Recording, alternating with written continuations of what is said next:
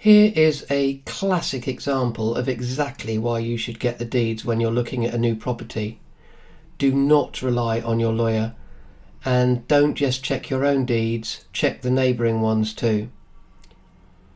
When I downloaded the title plans for the house I'm looking to buy and the surrounding plots, something didn't match.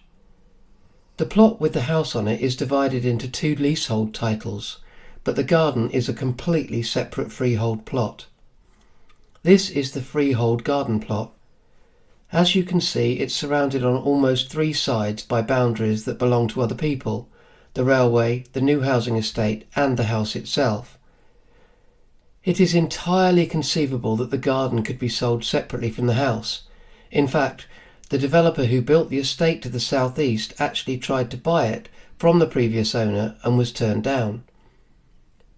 The only access to that garden plot is here, where I've marked the red arrow, behind the garage, which is on the house title. That's crucial because it's not just pedestrian access, it's the only way to get a vehicle into the garden and to the back of the house. Now here's where it gets interesting. I downloaded the neighbour's deeds. On those plan, the map has been redrawn. For those of you in the UK, these days they use the modern OS map as an outline, which I guess saves the surveyor time and energy. But of course, if the OS map has been redrawn differently, they then change the deeds. On this 40-year-old deed, the boundary line runs along the front edge of the garage, but on the newer mapping, the line has been moved back to the rear edge of the garage. Tiny change, but huge for this property. The same shift appears on the deeds for the housing estate to the southeast.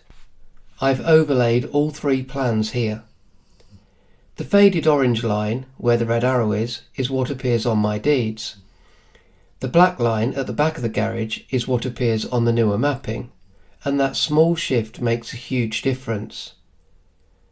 The people in Burnside, the house on the right, have started using this space for extra parking. They do have a drive, but the house I'm buying has been empty for 40 years, so the space has just been used as vacant.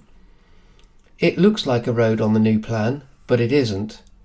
You can clearly see a car parked here, and when I visited, their camper van was parked there as well. You can see it in the overhead. If that continues, it blocks my only vehicle access to the garden.